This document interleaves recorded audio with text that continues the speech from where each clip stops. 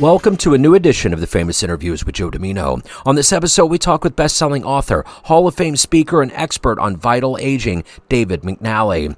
He has always been fascinated by human potential, the possibilities, no matter who we are or where we started in life, for soaring to new heights and achievement. David is the author of the best-selling books, Even Eagles Need a Push, Learning to Soar in a Changing World, The Eagle's Secret, Success Strategies for Thriving at Work and in Life, and Be Your Own Brand, Achieving More of what you want by being more of who you are. He is also the producer of the award-winning documentary, The Power of Purpose. He has spoken to thousands of audiences all over the world and is a member of the Speakers Hall of Fame. Married twice, his first wife, the mother of his 5 children, passed away from ovarian cancer. His second wife recently succumbed to Alzheimer's disease. David has personally survived head and neck cancer. He is no stranger to life's challenges. From his base in Minnesota, we get into a great conversation. Enjoy this interview. It's a beautiful sunny day, so that always helps, Joe.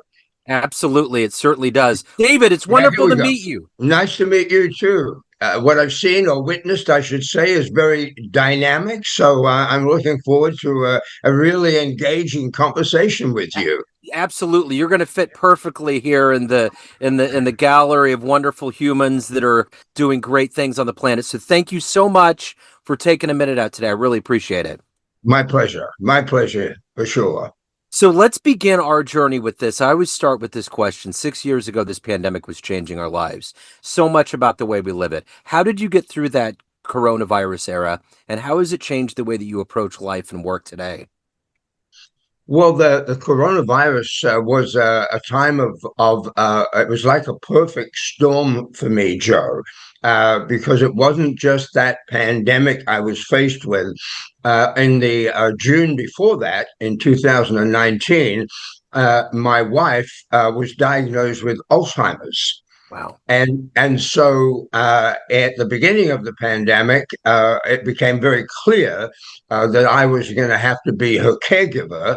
That's exactly what happened for me. We also had a consulting business. I've been a leadership consultant for over 40 years, and our consulting business really was challenged because companies weren't doing anything. So we had a number of factors there. And Joe, it sounds so cliche-ish to talk about this, but I've been in this field for so long and I've read so much about things, is that one has to accept the reality of things if one is to successfully handle them. So you don't necessarily like what you're experiencing, but the acceptance of it allows you the freedom to be able to make choices every day as to how to keep yourself moving forward as best as you can. So it was really one of those things that I looked at, and quite frankly, what happened for me, I said, well, how are you going to use your time? I obviously wasn't looking after my wife every minute of the day. So I said, well, actually, she said to me, hey, I think it's time you wrote a new book. So I used the pandemic to begin my new book, If You're Alive, Your Mission on Earth Isn't Finished. And that was a very engaging and very rewarding experience for me doing that. So I got through the pandemic in a very creative way, if I might say. Which is, to me, the best way to do it. You know, you're a gifted speaker, you're a best-selling author, expert on aging. There's a lot that goes into what you do. But if you had to synthesize that for 12-year-olds at a career day in a school, how would you explain what you do for a living? Yes, what I would say to a 12-year-old was very simply that even at your young age, it's not too early to be doing a little thinking about and of yourself and I have a 12-year-old grandson, so it's a perfect question to ask me. And so what I say to Finn, Finn Finney McNally, I say, Finn, when you go to school, what happens is that you obviously having to absorb a lot of information. But if you can grasp what I'm saying to you, Finn, this is very important. going to school, and as you get older, you also learn what you're good at, also learn what you love to do. And so, for example, for Finn, he's very techy. He loves technology. So his older brother is a jock, right? He's an athlete. I said, you're very different to your older brother, but you need to say to yourself, okay, what am I finding out about myself? I said, now that's a lot to ask of a 12-year-old, but you can get in touch with, if you had to spend your day just doing one thing, what would you love to do? And that answer will guide you a little bit as you move forward in how you can shape the future and make a decision around some of the things that you'd love to get involved with. So for me, at that particular time, although I was athletic to a certain degree, I was also very interested in the performing arts. The acting, the entertaining, and all of that. That was what I wanted to do. I think if you're in that field, what I wanted to do more than anything else was be a movie star. But eventually found out I didn't have the commitment to that, and I probably Joe didn't have the talent. But that's another story.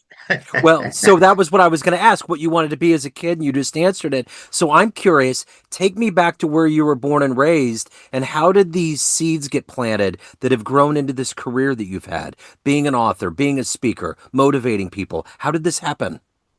Yes, fabulous question, and I commend you because very few people ask that question because it's a big, important one. Because everything that happens, as you know, shapes your life. All of these experiences that you have. So I was born in the East End of London. Now that's a very working class area. I was born in 1946. So Joe, I'm going to hit the big 80 this year, right? Wow. So Yeah. I'm hanging in there, but Yes. um, and that was a time right after the war. So my playground, it was the area of London that was bombed more than any other area. So I played in the rubble of the bombed out buildings. Wow. Now, the great irony of that, Joe, was that a television had just started, all black and white television, but they had all of the American cowboy shows. And so, as a 6 or 7-year-old, I would play in the bombed out buildings with my friends, but we'd be playing cowboys, as we used to say in those days, cowboys and Indians. That's what we did. When I was 9, my parents emigrated to Australia. So I grew up in my formative years in Australia in a place called Adelaide. My parents were people that I think were not frustrated entertainers, but they were very, very good singers. They would always be up at a party, and they were blue collars. They were blue collar people. So the possibility for them of getting into any sort of entertainment industry wasn't there. But they sowed the seeds for me of enjoying performing. So I love the recognition that came out of performing. So that was a part of the shaping, right? So I decided that I was going to get into television very early, and I did. I was 17 years of age. I joined a local television station. It was actually, for historical purposes, the very first television station that Rupert Murdoch ever owned. It was Wow. the beginning of his worldwide empire. I worked for that television station as a junior production assistant. And Joe, what that actually means, if you know about television, of course, is that meant I was sweeping the floors. Yeah. I was cleaning out the studio, right? But at my time at the television studio, I realized that it really I didn't have the commitment to hang in there and do what I needed to do for to be successful. One of the most wonderful stories that came out of that, which I only learned about 25 years later, was that I used to be on a show and I pushed the boom cameraman around, right? So the guy, and I was the guy at the bottom in the very unsophisticated days, and he would be the guy up high panning everything. And his name was Dean Semler. And I never forget, he was a great guy. We got on well. And then, of course, I lost touch with him. So 25 years later, I go see Dances with Wolves with my family. And Joe, I find out he's the cinematographer for Dances with Wolves Wow. from a place called Adelaide, Australia. And so he had risen and obviously done some wonderful things. So all of that shaped me. But really, what took me to where I am today is this. I was working with a company in sales in my hometown, and they brought in two motivational speakers to get us going and inspire us. And one of those was a guy called Zig Ziglar. You know Yep. that name? Oh, absolutely. Know him well. Yes. So Zig, and I'm 23 years of age, and he just motivated the heck out of me, Joe. And I thought to myself, one day, if I could ever do that, I would love it. It took about 7 years, but at the age of 30, I hit a point in my life where I said, if you could do what you wanted to do, what would you do? And I said, I would be in the personal development industry.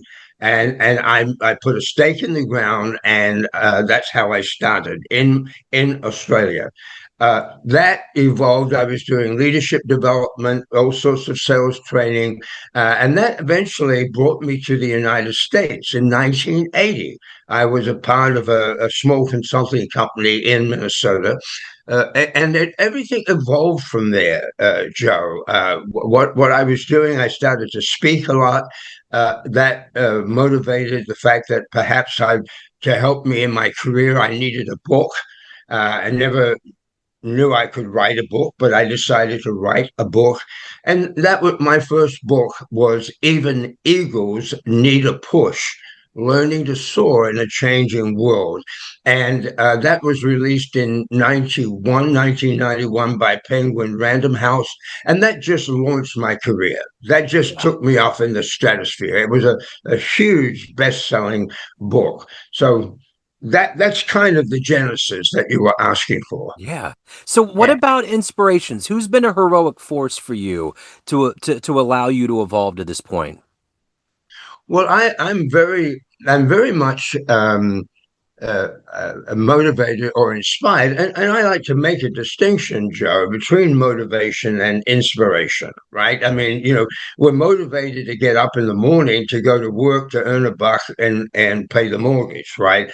But inspiration is about what gets inside of us, what lifts us up, what helps us aspire to do great things, and what helps us transcend the difficult things of life, right? So I am very much inspired by people who inspire us to transcend difficulties. And if you look at the world, that where no matter what your political or religious persuasions are, there are certain people that the world admires. And I think of people, of course, like the traditional, the Mother Teresa's, the Martin Luther Kings, the Nelson Mandelas, all of these people, we admire them, and we admire them because of what I call the purity of their intention. They are contributors. When they always wanted to make sure that when they left this world, the world was better. But what really changed my life was reading a story about a young Canadian boy, to bring it right down to the present. His name was Terry Fox. And this was going way back in 1980 when I read his story. And if you don't know Terry's story, he was a victim of cancer. He had lost his right leg to cancer and made a commitment to run across Canada and raise money for cancer research. And Joe, I read the story, the run had been completed, but he ran 3,339 miles across Canada in less than 5 months. He set out to raise $1 million, and everyone told him he was crazy because no one knew who he was. And he raised 24 million. Wow. It was amazing story. And what really got to me there, Joe, was why was he running? Yes, he had a goal to raise money, but it was what the money was for. It was the purpose of eradicating cancer. That was his inspiration. That's what gave him his commitment. And I said, yes, that's what it is for me. It's about purpose. What is the reason I get up in the morning? What is that compelling reason? And that started me on a whole journey to focus on purpose. And in fact, I ended up making a documentary that won the Award of Excellence from the Film Advisory Board in Los Angeles, called The Power of Purpose. So that's, I always look for people. I call them the contributors of the world, those who contribute, and whatever that may be. And those people could be successful business people who have built a wonderful business that employs a lot of people and looks after their employees. That to me is a fantastic purpose as well. So, speaking of purpose and mission, let's say you have a dream tonight. You run into the 18-year-old version of you, and you walk up and you have a big book in your hands, and it's like a coffee table book. You hand it over, and it's the life you've lived. Would that young version of you believe that your life has turned out the way it is? No, I could never have envisioned this. Now, that doesn't mean that I was a person who didn't look at possibilities. But you've asked an excellent question, because I'm a big guy for reflection, Joe. So I spend my morning, at least for an hour early morning, writing in a journal, reading something that inspires me. And often I get caught and I say to myself, how did this person, born in the East End of London, playing in the rubble of the effects of World War II, how did he end up in this beautiful home in Minnesota, the author of 5 books, 2 documentaries, and has spoken all over the world? And I get blown away by that. But what anyone needs to know is that again, as I turn 80, it's a body of work. It's a body of work that has been achieved one morning at a time. And I like to say, if someone says, how do you write a book? I just say, one page at a time. That's it. That's it. So let me ask you this. Getting on the doorstep of 80, when you look at your life, like how far we've come with technology and all kinds of different things that have evolved over time, does all of this new technology, AI, and all these things that are happening, these modern things, are they exciting to you? Do you like where we're going as humans? Yes, I love it. No, that doesn't mean it's like any tool, right? Any tool.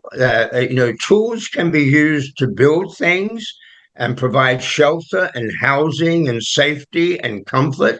So tools can be used to contribute to positive things in the world, and tools can use to destroy.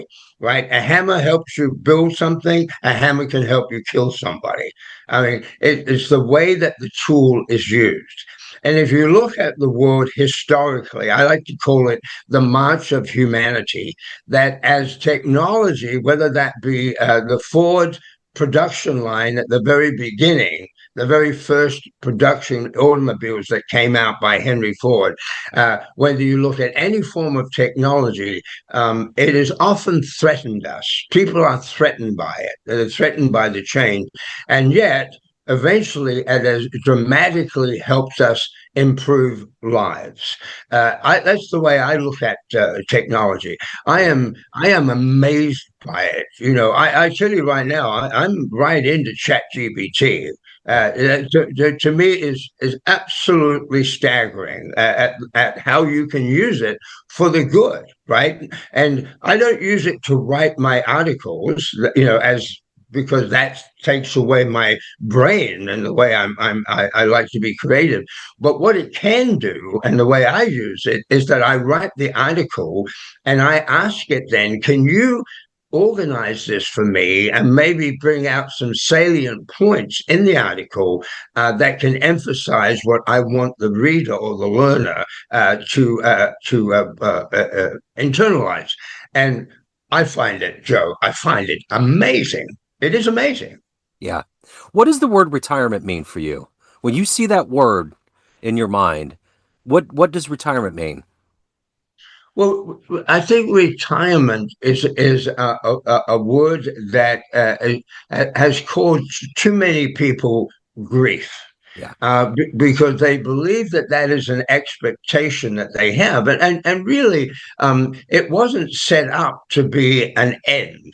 It was set up to be a marker for a time in life where, okay, you might quit what you are doing and then do something else. But it was been perceived at a time in your life where you would finish what you were doing and then sail off into a sunset of martinis and golf. And what happens, because we all have a creative spirit within us, is often found that 6 months later, people are really struggling with it.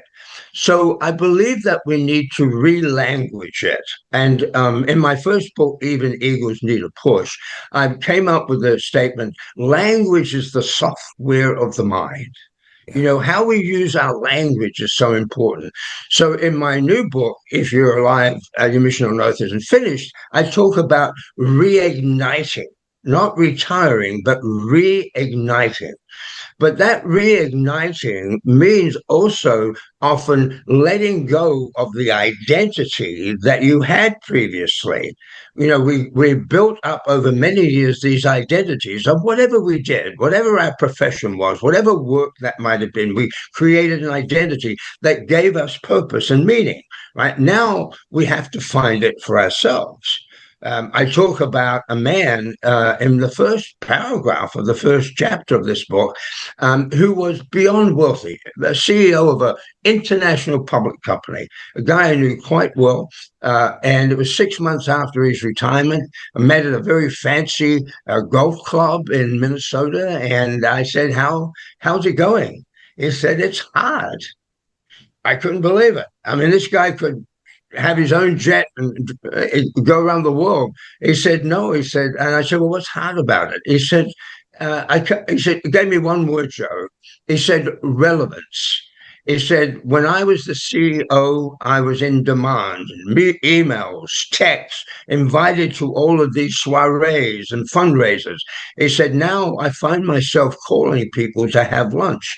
So what that was about was this path, Joe, that so many people go on after retirement.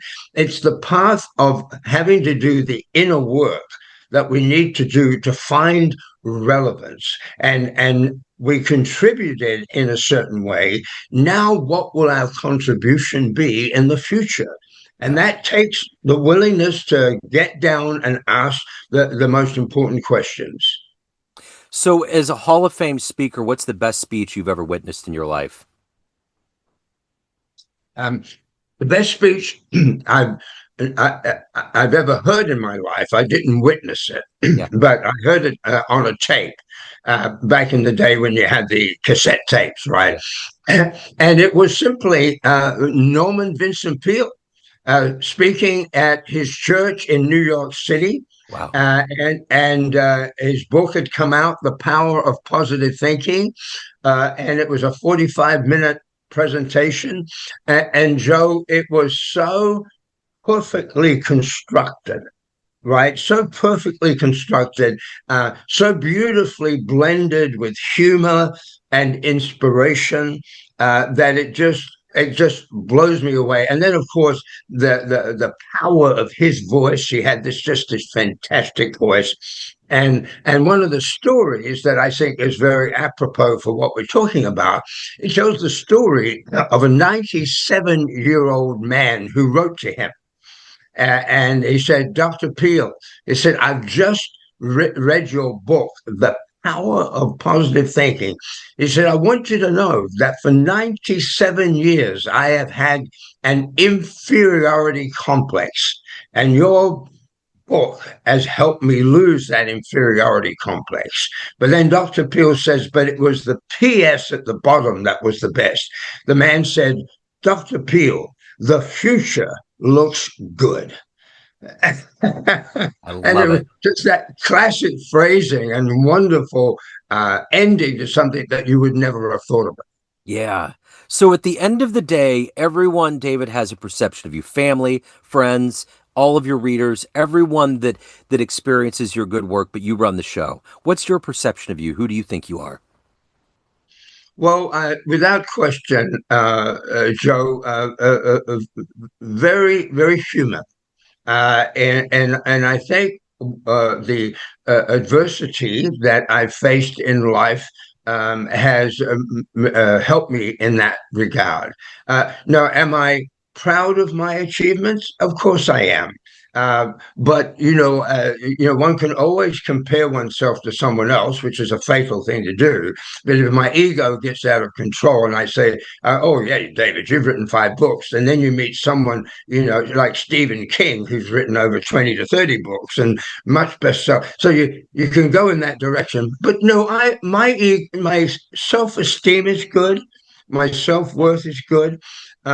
But my humanness comes out, Joe, in, for example, having lost 2 wives, and especially my second wife, who, quite frankly, I only married when I was 70. Wow.